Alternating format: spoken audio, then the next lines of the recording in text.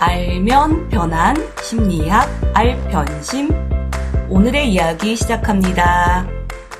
안녕하세요. 심리상담연구소 마음을 거닐다 소장 마거입니다. 안녕하세요. 이것저것 다 아는 심리학 박사 대박사입니다. 네, 한 달 동안 지속됐던 모마이 한 구절 이벤트 드디어 당첨자가 발표가 됐죠? 네, 여러분들에게 와닿은 한 구절이 뭔지 알 수 있어서 저희도 보면서 되게 재밌었고요.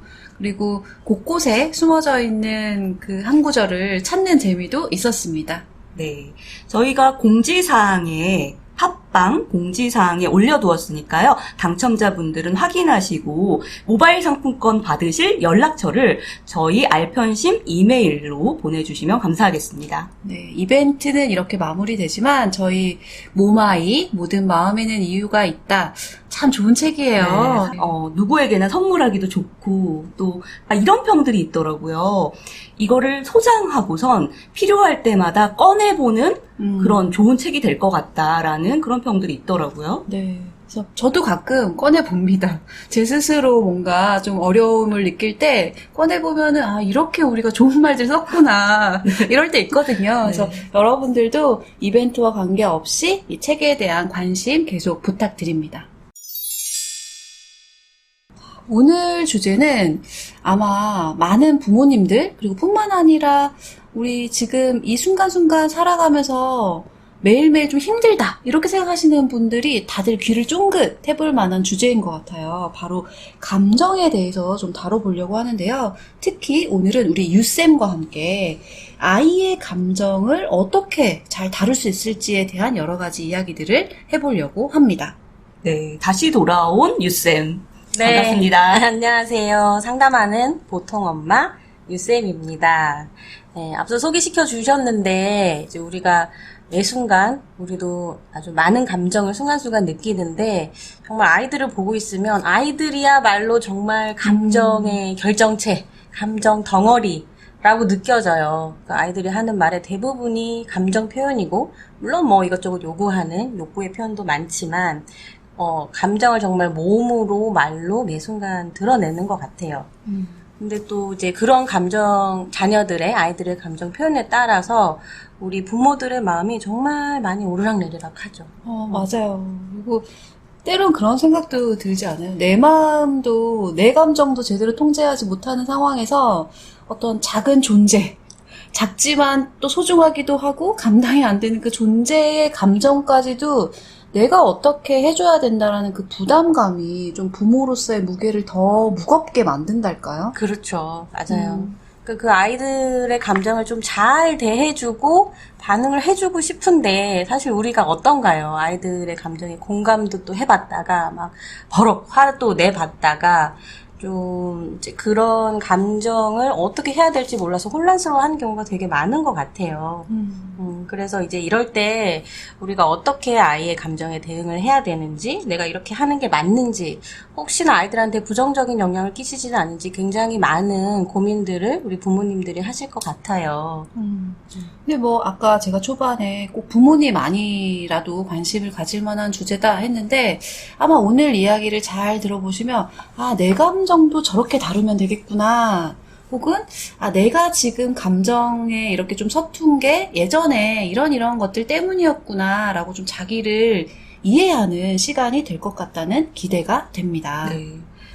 내용을 보니까 저희가 예전에 준비했던 정서 조절 편의 좀 확장판, 연속판이라고나 할까요? 그래서 들어보시면 아마도 아이뿐만 아니라 자신을 이해하는데 도움이 되실 것 같습니다. 정서를 다루는 법에 대한 본격적인 이야기를 하기에 앞서서 우리가 이 아이들의 정서에 주목해야 하는 좀 이유를 짚어야 할 것 같아요. 그러니까 정서는 기본적으로 의사소통에 있어서 아주 많은 정보를 담고 있는 것이에요. 그렇죠. 그렇죠? 그래서 제가 울고 있으면 옆에서 이렇게 토닥토닥 해주고, 제가 화를 내면 좀 조심도 해주고, 뭐가 불편한지 살펴주잖아요. 근데 아이들을 생각해보면 아이들은 말을 잘 못하잖아요. 그러니까 감정을 표현할 수 있는 수많은 언어들이 부족하기 때문에 아무래도 이 정서를 비언어적으로 알아차리고 알아차려주고 이게 굉장히 아이들에게 기본적인 전체적인 발달의 아주 밑바탕이라고 해야 될까요? 그걸 좀 이 정서가 얼마나 중요한 정보인지를 알려주는 재밌는 실험이 있어요.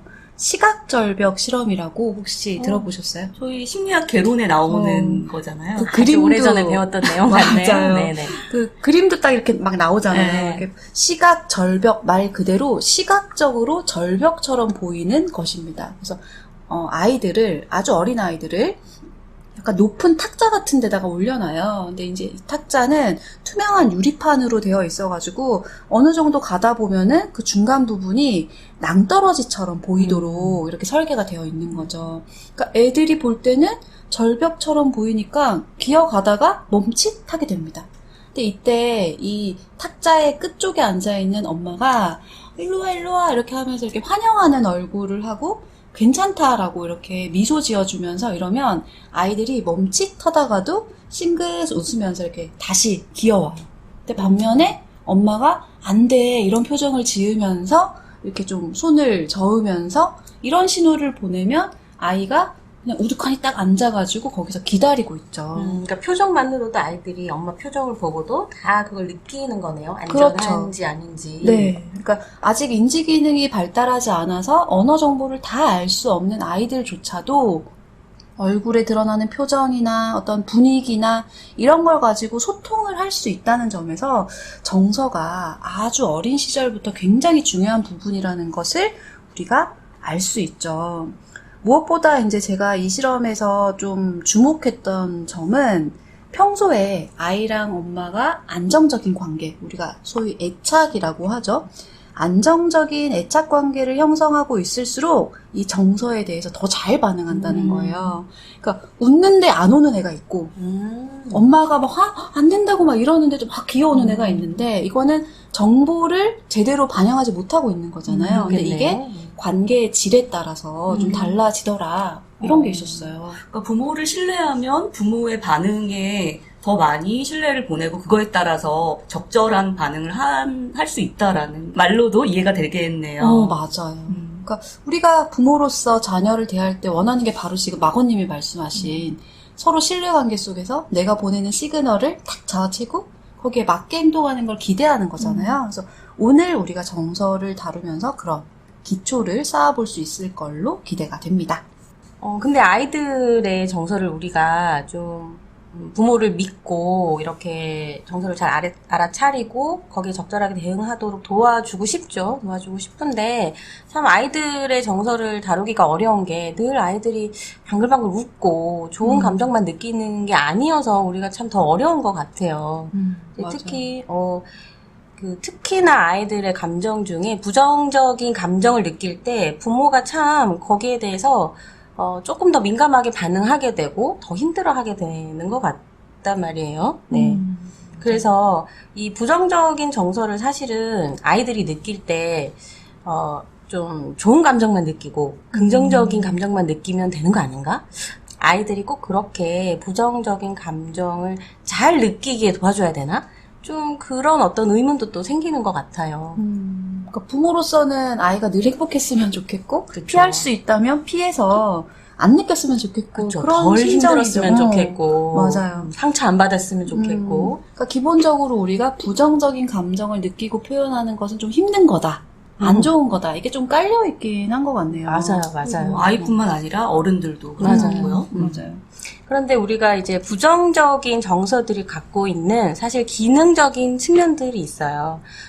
각각에 대해서 간단하게 살펴보면 분노는 우리가 어떤 부당한 대우를 받았을 때 그런 부당함에 대해서 자기 주장을 할 수 있게 도와주고요.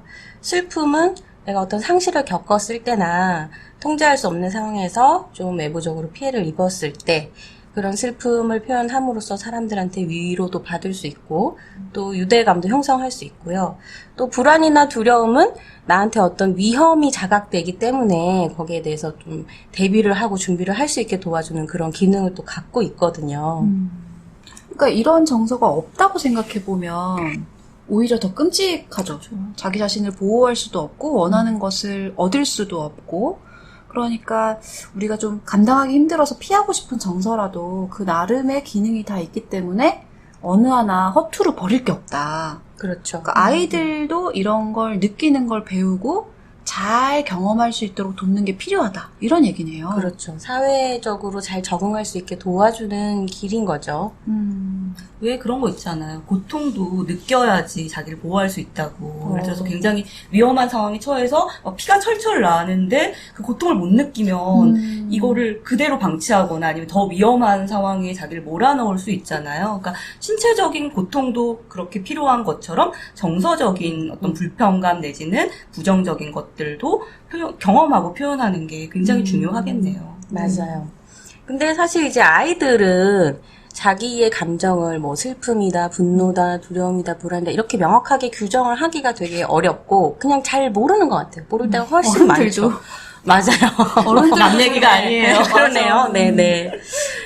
근데 그렇기 때문에 그러니까 아이들이어서 더욱더 그걸 행동으로 표현할 때가 많은 것 같아요. 막 떼쓰거나 그냥 주눅 들어서 가만히 있거나 말을 안 하고 가만히 있거나 뭐 울부짖거나 소리를 지르거나 이런 행동으로 표현할 때가 많아요.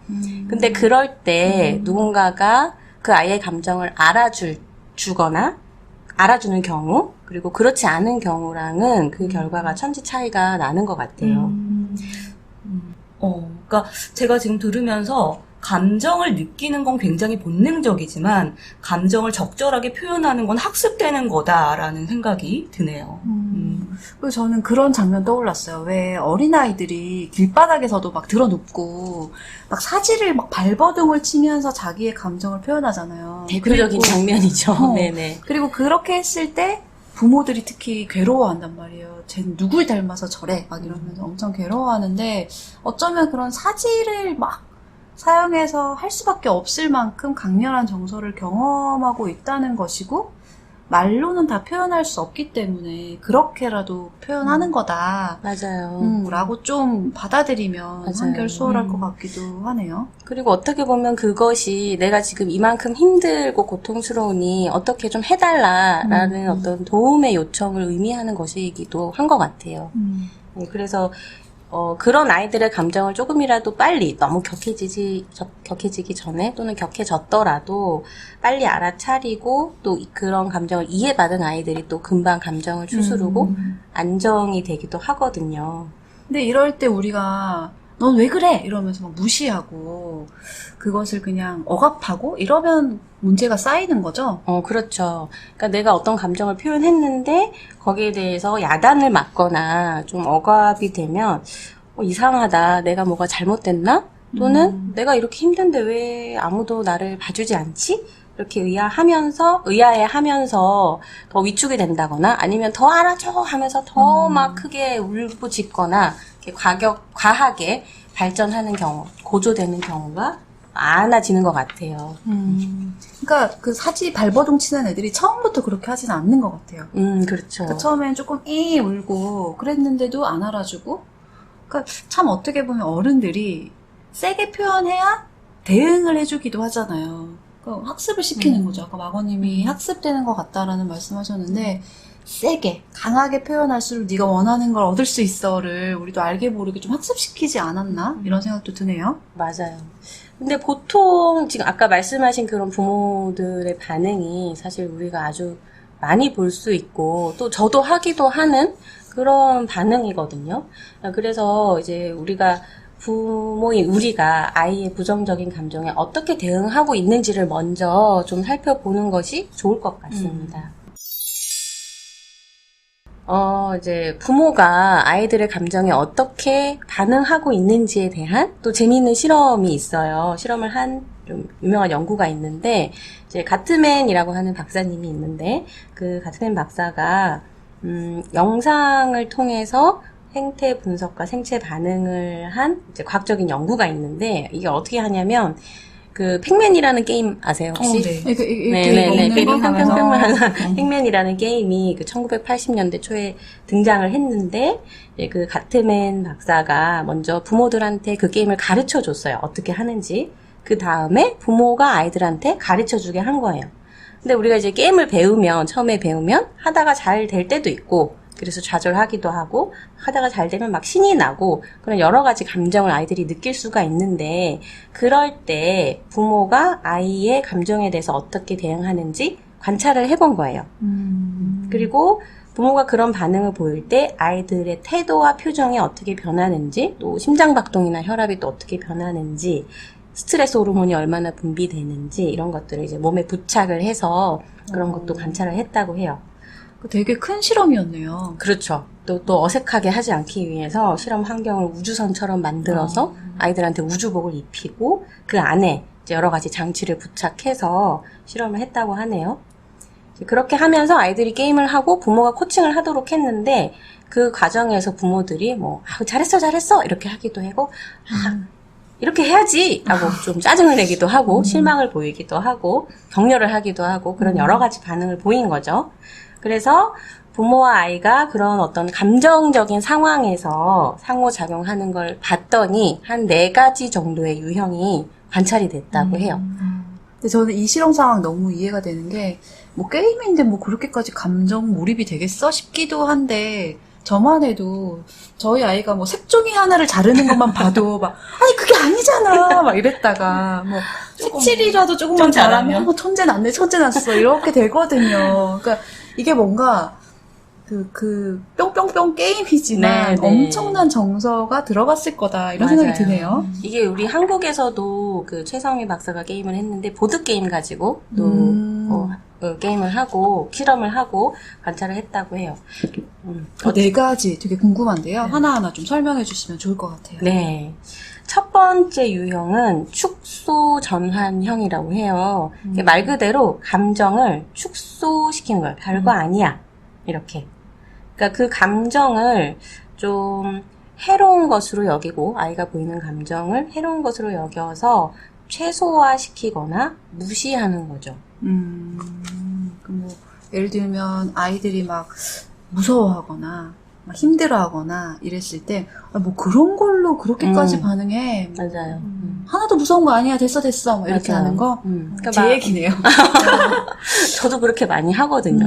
그러니까 예를 들어서 애가 병원에 갔는데 예방접종을 해야 되는데 주사 맞는 게 무섭다고 막 울거나 그러면 뭐 괜찮아. 안 무서워. 뭐 그 정도는 따끔하고 말 거야. 이렇게 좀 가볍게 여긴다든지. 좀 아픈 거 아니야 그거 막 이러고 진짜 아니 난 아픈데 왜 안 아파 왜 그러냐고요. 안 아파. 이렇게 얘기하잖아요. 그러니까 또는 괜찮아. 안 울고 씩씩하게 맞으면 뭐 엄마가 뭐 사줄게. 스티커 사줄게. 게임 사줄게. 이렇게 좀 아이의 감정에 집중하기보다는 빨리 아이의 울음을 그치게 하는, 감정을 빨리 좀 없애버리게 하는 그런 목적, 또는 그 어떤 상황에서의 목적을 달성하는 게 중요한 이제 그런 유형이 이런 반응을 보인다고 해요. 그러면 자연스럽게 이런 부모와 상호작용을 하다 보면 아이는 어떤 부정적인 감정을 느끼는 게 좀 안 좋은 거구나. 그래서 그런 감정을 표현하는 거에 대해서 위축되거나 좀 꺼려하게 될 것 같아요. 그렇죠. 그러니까 약간 좀 내 감정이 대수롭지 않게 취급을 당한다고 여기는 거죠. 물론 의식적으로 그렇게 생각하지는 않겠지만 그러면 자기가 그런 감정을 느낄 때 좀 혼란스러워하고 잘못된 건가? 내가 이렇게 느끼는 게 아닌가? 특히 이제 상담하다 보면 성인들이 와서 제가 이거 화내도 되는지 모르겠어요. 이렇게 호소하는 경우가 많은데 아마 이제 어렸을 때부터 그런 어떤 감정에 대해서 조금 대수롭지 않게 여기거나 그런 방식의 상호작용을 했을 수도 있죠. 근데 이제 제가 아이들한테 이거 아무것도 아니야 이렇게 축소시키는 순간들을 생각해 보면 너무 그 감정에 아이가 빠져들까봐 너무 무서워하고 실제로 또 별게 아니기도 하고 뭐 그럴 때가 많았던 것 같거든요. 그러니까 그게 좀 옳은 대처라고 믿기도 했던 것 같은데. 그러니까 축소 전환형의 부모들이 그런 마음으로 사실 아이들이 그 감정에서 조금 빨리 빠져나오게 도와주기 위해서 그리고 또 놔뒀다가 이게 더 통제 불가능한 상황이 될까봐 두려워서 빨리 이렇게 무마시키려고 하려는 생각이 또 많이 있어서 그런 반응을 보이는 것 같아요. 그럼 어쩌면 그 부모 자신이 부정적인 감정을 감당하지 못할까봐 조금 겁을 내고 있었을 수도 있고. 맞아요. 그러니까 빨리 아이와 감정을 분리시키는 것에만 초점을 두다 보니 그게 때로는 효과적일 수도 있지만 아이가 그 감정 자체에 대해서 부정적인 태도를 가질 수 있다. 그렇죠. 그렇죠. 그러니까 어쨌든 우리는 우리 부모는 자녀가 그 부정적인 감정이라는 그 해로움에서 좀 보호하고 싶고 벗어나게 도와주고 싶고 또 아이들이 막 감정적이 되면 그 자제력을 잃어버릴까봐 아까 말씀하신 것처럼 그런 두려움을 부모가 갖고 있기 때문에 또 좀 안전하게 해주기 위한 조치라고 생각해서 그렇게 하는 경우도 많아요. 사실 저도 그렇게 하는 경우가 많이 있어요. 우리 많이 그렇게 하죠. 또 이런 유형의 부모님들이 어두운 분위기보다는 조금 미소나 좀 유머러스하게 좀 넘어가거나 또는 그런 분위기가 더 좋다고 생각하기 때문에 아이의 부정적인 감정을 가볍게 좀 처리하고 지나가려는 경우가 있는데 뭐 예를 들면 아이가 화가 나서 막 씩씩거리고 있는데 부모가 아유 뭐 우리 누구누구 미소 예쁜데 그 미소 어디 갔지? 이렇게 막 얘기를 한다던가 뭐 우리 막 화나서 이러고 있는데 뭐 우리 누구 화났죠요? 이렇게 한다던가 아니면 뭐 간지럼 태우기. 네, 간지럼을 막 태워서 아이가 웃게 만든다던가.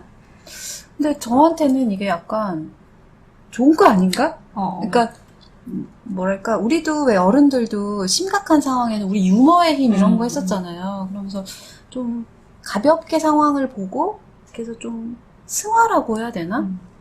참 이게 근데 한 끗 차이인 것 같아요. 그러니까 매번 그런 반응들을 보이면 물론 거기서 웃고 넘어갈 수도 있겠지만 그 아이가 온당하게 느껴야 할 감정을 경험하지 못하고 계속 지나가게 되잖아요. 그러면 어른이 돼도 이런 분들 계신단 말이에요. 굉장히 슬픈 상황이고 이렇게 불편한 상황인데도 막 미소를 짓는 그런 얼굴 표정과 언어적인 표현이 불일치하는 분들이 계시거든요.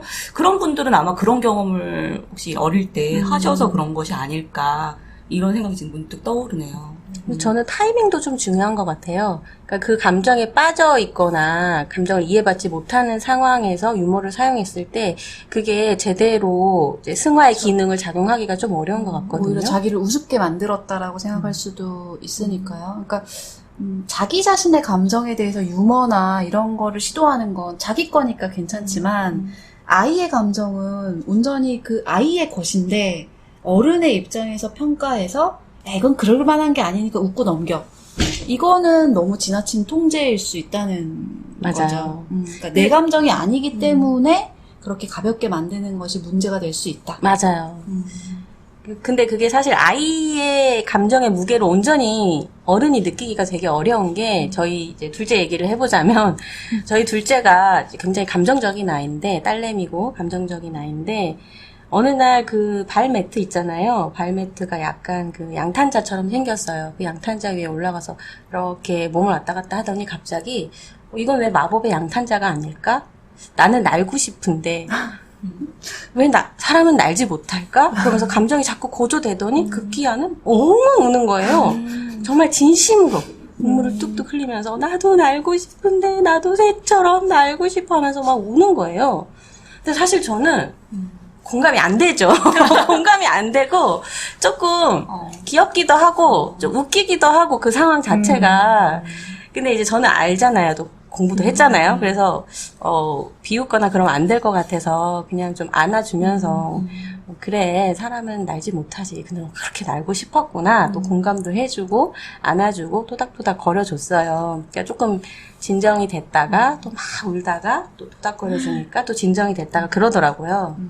근데 그러고 나서 좀 진정이 됐는데 우리 첫째 아이가 다가와서 갑자기 그 상황을 지켜봤어요. 다가와서 근데 누구야? 동생 이름을 부르면서 좋은 방법이 있어! 그러는 거예요. 뭐야? 그랬더니 우리가 부처님한테 열심히 기도를 해서 다음 생에 태어나면 동물로 태어나게.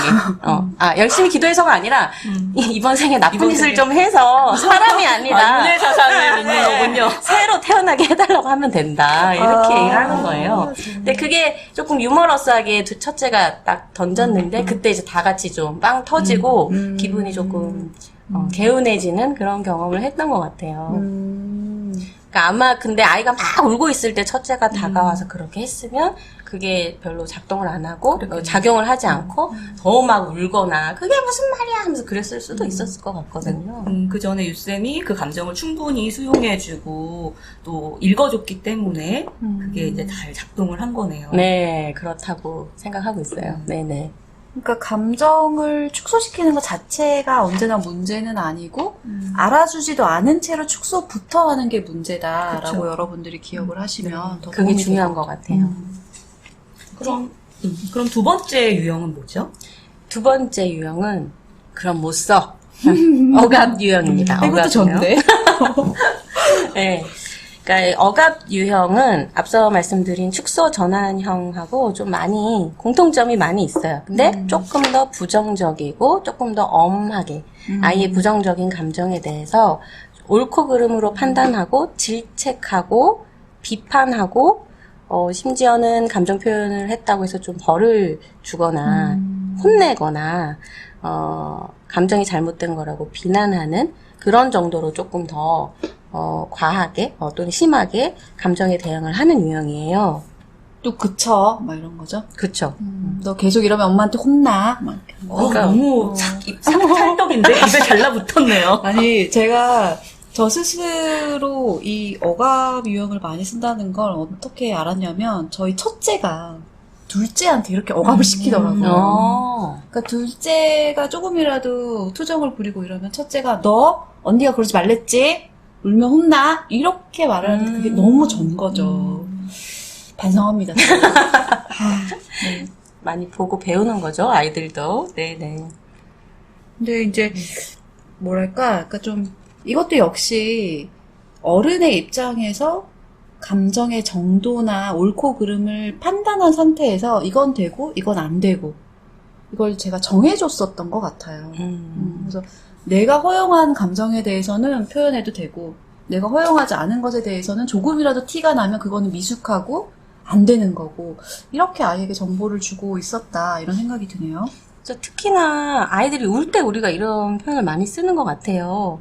그러니까 좀 아이들이 막 울면 얘가 뭐 약해진다고 느끼거나 아니면 성격이 나빠질 거다 이렇게 계속 감정을 그렇게 표현하면 또는 막 화를 내거나 막 울거나 하면 성격이 나빠지거나 나약해질 거라고 염려를 하고 그런 감정을 좀 느끼지 않고 강하게 좀 키우고 싶어서 그리고 그런 감정을 빨리 없애고 좀 올바른 행동을 가르쳐주고 싶어서 이런 방식으로 반응을 하는 것 같아요. 어떻게 보면 부모의 불편감을 해소하려는 것과 또 부모의 어떤 욕심?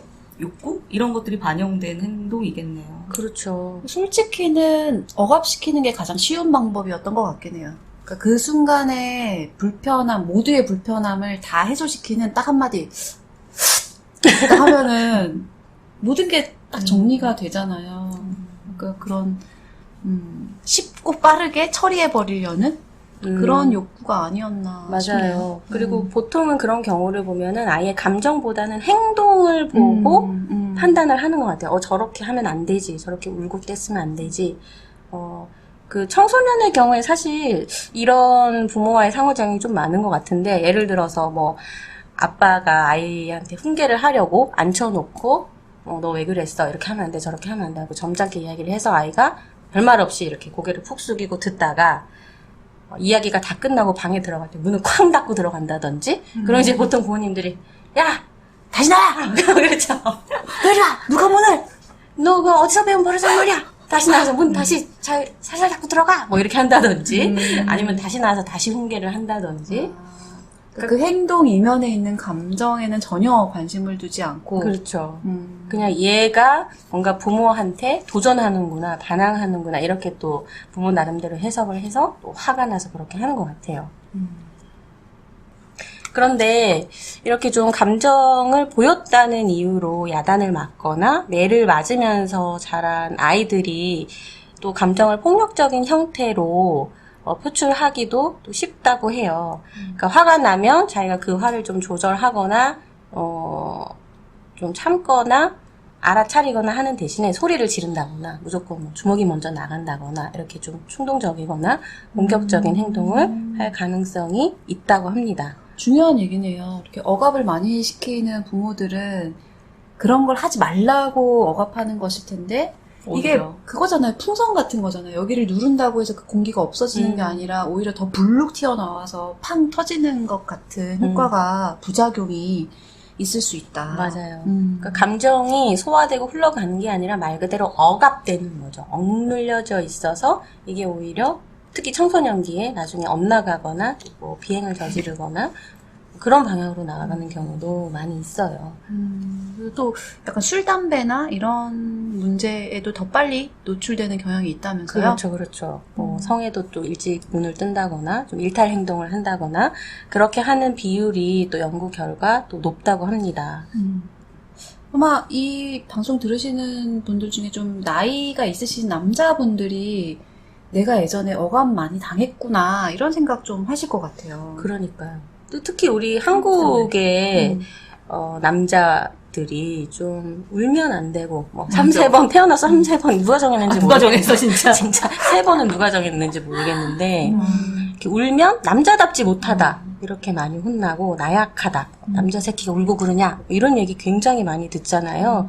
그러다 보니까 사실 우리 남자분들도 감정을 느끼는 사람이잖아요. 그런데 슬퍼도 그걸 이제 꾹꾹 눌러 담고 참아야 된다거나 드러내면 안 된다거나 또는 남자답게 이겨내야 된다. 이렇게 좀 강한 의식을 가져야 한다고 생각하는 그런 부분들이 굉장히 많아요.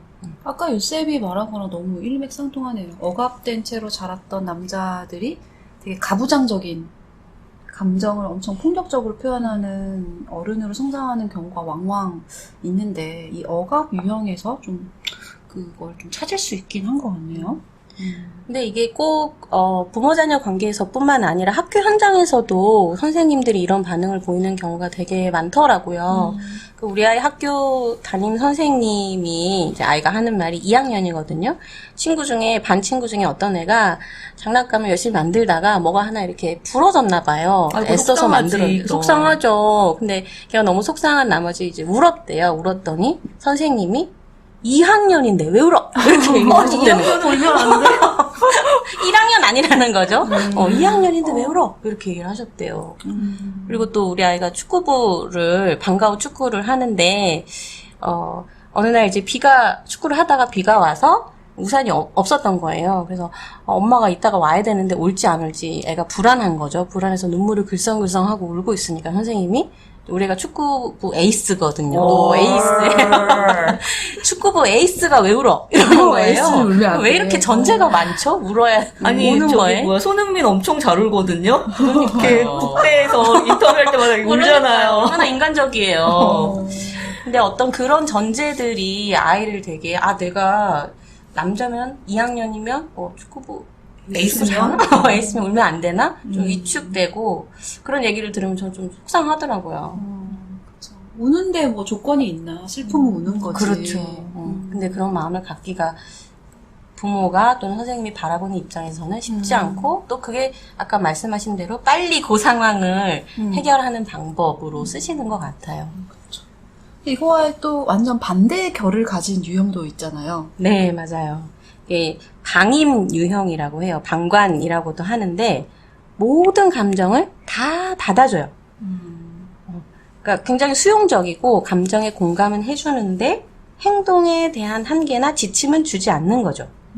그러니까 좀 지나치게 관대해서 아이가 이 문제에 대해서 또는 그 상황에 대해서 판단하고 해결할 기회를 준다기보다는 또 빨리 문제를 엄마가 해결해주는 대신 그런 방식으로 감정을 위로를 해준다든지 아니면 그냥 감정을 분출하는 게 표현하는 거고 그 자체가 해결이야 이렇게 생각을 하는 경우가 많은 그런 유형이에요. 약간 무관심 쪽인가요? 무관심할 수도 있죠. 그러니까 그 공감이라고 하는 게 정말 공감이 돼서 아이의 마음이 정말 느껴져서 공감을 하는 경우도 있지만 그냥 좀 그런 감정을 처리해주는 게 너무 힘겹거나 좀 귀찮거나 또는 피곤해서 그래 하는 경우도 있는데 사실 요 경우는 무관심하다기보다는 과잉보? 약간 그런 쪽인 것 같아요. 사실 이제 부정적인 감정을 공감하고 위로하는 것 외에는 아이한테 해줄 게 없다고 생각하거나 아니면 어떤 방향이나 대안을 제시할 의지가 없거나, 아니면 시간이 흘러가면 해결될 거야 라고 단순하게 생각을 하거나, 그런 어떤 특징을 보인다고 해요. 얼핏 들으면 그냥 다 괜찮아, 괜찮아 하기 때문에 큰 문제가 없을 것 같기도 한데, 이렇게 자라면 어떤 아이가 되는 건가요? 그러니까 자기 감정대로 표현하고 행동을 해도 된다고 생각을 하는 거죠. 예를 들어서 아이가 친구랑 싸우고 왔어요. 싸우고 와서 이제 주먹 다짐을 한 거죠. 한 대 때리고 왔는데 아이가 막 씩씩거리면서 들어왔어요. 그러면 뭐 왜 그러는지 묻고 내가 화가 나서 싸웠어. 그러면 엄마가 아이한테 그래 화가 났구나. 화가 나면 한 대 칠 수도 있지. 한 대 때릴 수도 있지. 남자애가 화가 나서 싸우다 보면 때릴 수도 있는 거야. 이렇게 너무 한다든지. 허용적인 그렇죠. 거예요. 감정은 수용해주지만 행동까지 어떤 한계를 그어주지는 않는 거죠. 또는 아이가 이제 어떤 혼란스러운 감정을 느끼거나 또 불안하거나 할 때 그래 불안하지 무서웠지. 그래서 아이가 엄마한테 엄마 내가 어떻게 하면 좋을까? 라고 물어봤을 때 그래 너 하고 싶은 대로 해 라던가 네가 알아서 해보렴 이렇게 한다든지 너무 이렇게 풀어놓는 거죠. 이렇게 방치하는 느낌이 좀 들죠. 정서는 배워야 될 부분도 많이 있는데 그거를 못 배우고 넘어가게 되는 셈이네요. 그렇죠. 근데 그렇게 자라다 보면 자기 행동의 한계를 알지 못하기 때문에 기분 내키는 대로 감정을 분출하고 행동하고 그게 우리가 이제 자기중심적으로 행동을 한다고 하죠. 그리고 사실은 그렇게 하면서도 되게 불안해요. 자기가 어떤 상황에서 어떻게 행동해야 되는지 기준을 알 수 없기 때문에 불안이 크고 또 대인관계의 어떤 갈등을 해결할 수 있는 문제 해결 능력도 낮아지게 되는 거죠. 그러니까 보면은 어른들 중에서 그러니까 내가 원하는 대로 표현하고 내가 원하는 대로 행동할 거야. 이런 분들 계시잖아요. 그게 되게 자유로운 것처럼. 쿨하고. 네, 자유로운 것과 어떤 상황에서 적절하게 내가 반응하고 또 타인을 좀 배려하고 이런 거는 또 다르잖아요. 근데 좀 전자인 부분, 타인의 여부나 타인의 감정이나 이런 건 상관없이 그냥 자기 감정만 이렇게 표현하고 분출하고 이런 경우가 있거든요. 어쩌면 그런 이제 방임형 부모에게서 자랐을 수도 있겠네요. 네. 주위에서 이런 경우들 좀 있지 않나요? 많죠. 놀이터나 이런 데서 보면은 애들끼리 안 싸울 수가 없거든요. 근데 이렇게 이 정도면 엄마가 나서줘야 되는 거 아닌가? 좀 말려줘야 되는 거 아닌가 싶은데도 전혀 관여하지 않거나 오히려 자기 아이를 탁 감싸는 부모들이 있는데 나중에 이제 얘기를 들어보면 우리의 감정 다칠까봐 혹은 우리의 기 죽을까봐 그냥 자기는 그냥 냅뒀다. 우리가 크게 잘못한 것 같지 않다. 이런 식으로 하는 부모들이 꽤 있더라고요. 맞아요. 그러니까 안 된다고 말하는 걸 좀 어려워하고 불편해하는 경우도 많은 것 같아요. 아이가 상처받을까봐, 아이가 힘들까봐 이런 마음으로. 근데 이게 잘못 배운 거죠. 어떻게 보면. 그러니까 우리가 감정을 수용해주고 공감해준다라는 게 뭐든 다 괜찮다는 것은 아니고 네가 그렇죠. 어떤 감정을 느끼든 그것은 괜찮지만 이 감정을 잘 표현하는 것은 중요해. 어떻게 표현하면 좋을까? 이런 대화를 나눠야 되는데 이 뒷부분은 쏙 빼고 괜찮아. 우리 괜찮아. 이것만 잘못 배운 경우가 좀 많은 것 같다는 생각이 들어요. 근데 또 요즘에는 공감해주는 걸 많이 배우잖아요. 감정 공감해줘야 되고 수용해줘야 된다라고 하다 보니까 또 더 많이 이렇게 아이의 감정을 수용해주는 것에 또 그치는 경우들도 종종 있는 것 같아요. 이제 좀 괜찮은 유형 하나 나올 때도 있는데. 그러네요. 4개라 그랬으니까 마지막 유형은 그랬어야 되겠네요. 그래요. 그 마지막 유형이 바로 저희가 이제 구체적으로 또 가장 배워야 될 감정 코칭 유형이라고 해요. 이 감정 코칭 유형의 부모들은 아이의 감정을 파악하고 반응하는 것이 의미 있다고 생각을 한다고 해요. 그래서 아주 예민하게 작은 감정도 포착을 해서 그 감정을 알아차려주고 감정을 존중해주는 그런 특징을 보여요. 그래서 아이가 부정적인 감정을 표현하면 이건 기회다. 이건 정서적인 소통의 기회라고 여겨서 대화를 시도하고 감정을 읽어주고 대화를 시도하는 그런 모습을 많이 보인다고 합니다. 저희가 앞으로 자세하게 다룰 게 바로 이 감정 코칭 그렇죠. 부분인 거죠. 그렇죠. 네. 이 감정 코칭 유형은 감정을 좋은 것과 나쁜 것으로 나누기보다는 부정적인 감정도 당연히 삶의 일부라고 여기고 아이가 감정을 표현할 때 인내심을 갖고 기다려준다고 해요. 그래서 아이와의 정서적인 교감을 중요하게 여기고 아이의 독립성을 존중하면서도 스스로 해결 방법을 찾도록 도와줍니다. 이상적이네요. 그렇죠.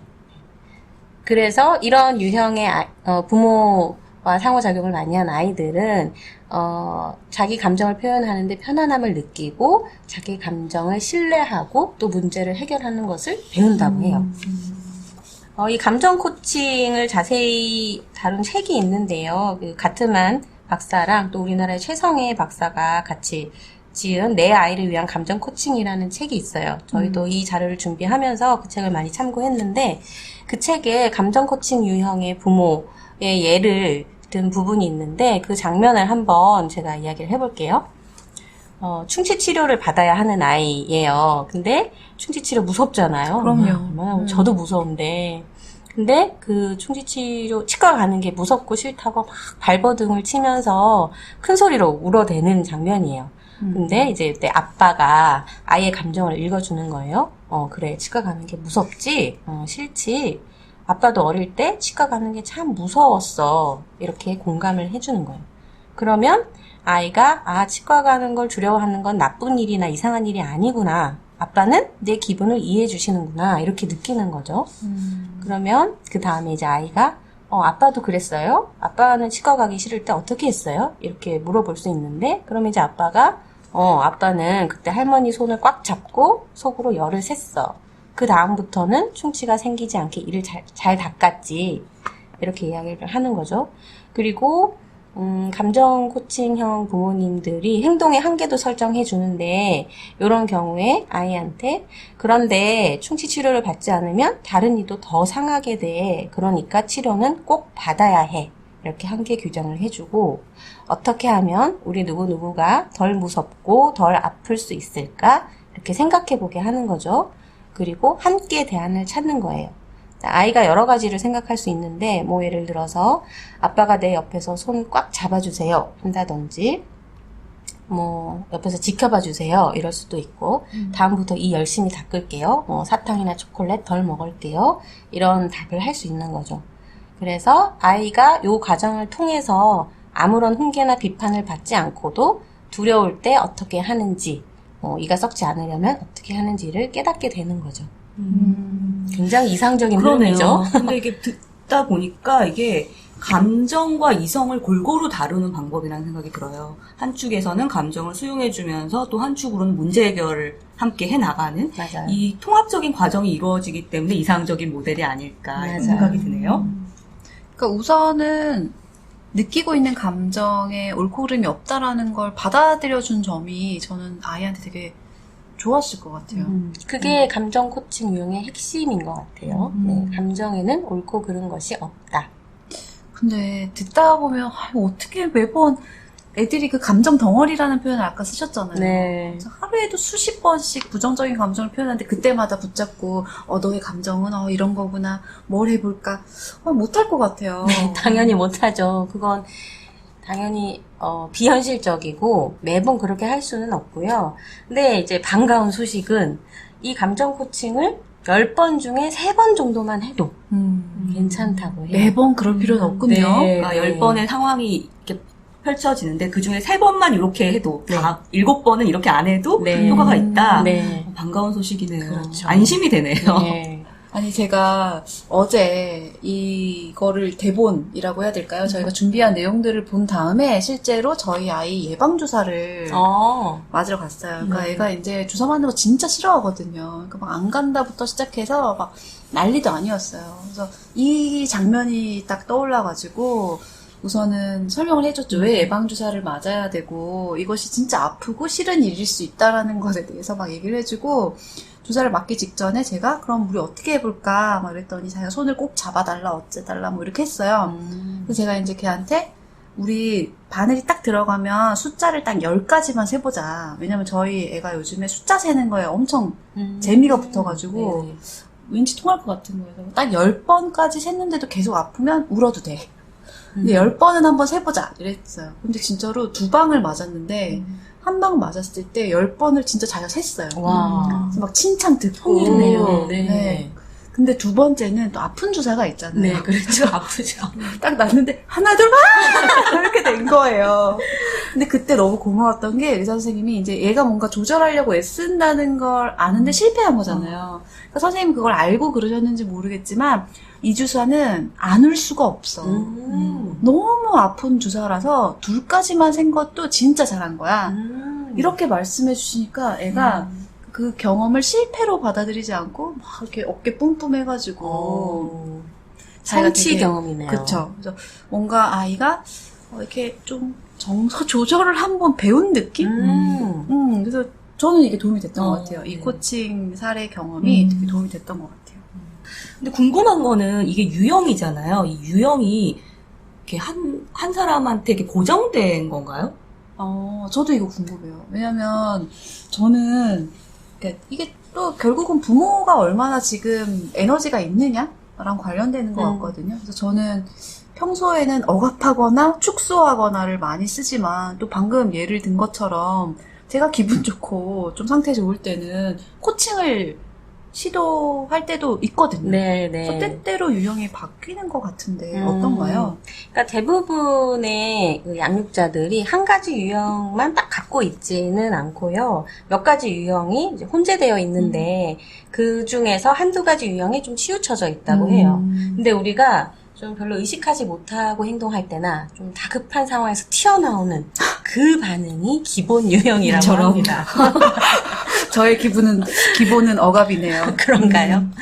근데 그 기본 유형이 바꿀 수 없는 건 아니래요. 다행히도. 교육을 통해서 또 훈련을 통해서 충분히 감정 코칭형으로 변화할 수 있기 때문에 희망을 가지셔도 됩니다. 네. 그러면 이 방송 들으시는 부모님들 경우에 나도 감정 코칭 배워서 감정 코칭 유형이 되고 싶다 하시는 분들 많으실 거예요. 그 방법은 다음 주에 이어서 하도록 하겠습니다. 근데 그 전에 한 가지 말씀드리고 싶은 게 있어요. 뭐냐면은 이게 저희가 4가지 유형을 얘기했잖아요. 뭐 기억도 하실 겸 한번 다시 말씀드리면 축소 전환형, 그리고 억압형, 그리고 방임형, 그리고 마지막으로 감정 코칭형 이렇게 4가지를 얘기했는데 이 4가지 유형 중에 내가 뭐가 속하나 이걸 생각하기 이전에 내 아이는 몇 살이고 내 아이의 발달 단계는 어느 정도에 와 있나 이런 걸 좀 생각해 보시는 게 필요해요. 그러니까 아주 갓난아기인데 얘를 데리고 감정 코칭을 한다? 되게 불필요한 일이죠. 그렇죠. 왜냐하면 갓난아이는 이성의 축을 아직 다룰 때가 아니거든요. 근데 반면에 충분히 성장한 아이를 데리고 맨날 억압만 한다? 이건 또 아니거든요. 그래서 이제 우리가 유형을 단순히 구분하기 전에 좀 아이의 감정이 어떻게 발달하고 또 어떤 특징이 있는지 이런 걸 좀 살펴보는 것이 필요할 것 같습니다. 네, 아마 이제 오늘 저희 알파이심 들으시면서 내가 축소 전환형이었구나 또는 뭐 억압형이었구나 내가 방임형이었다니 뭐 이렇게 생각하시는 분들도 좀 계셨을 것 같아요. 근데 어떤 한 가지 유형으로 딱 고정하기보다는 내가 지금 하고 있는 걸 우선은 잘 알아차린 다음에 다음 주에 하는 감정 코칭형을 어떻게 하는지 좀 잘 배우면서 충분히 변할 수 있다는 그런 희망을 가지고 이번 주에는 자기 자신을 잘 알아차리는 그런 한 주를 한번 보내보면 어떨까 생각이 드네요. 그럼 저희는 다음 주에 감정 코칭 방법을 가지고 찾아오겠습니다.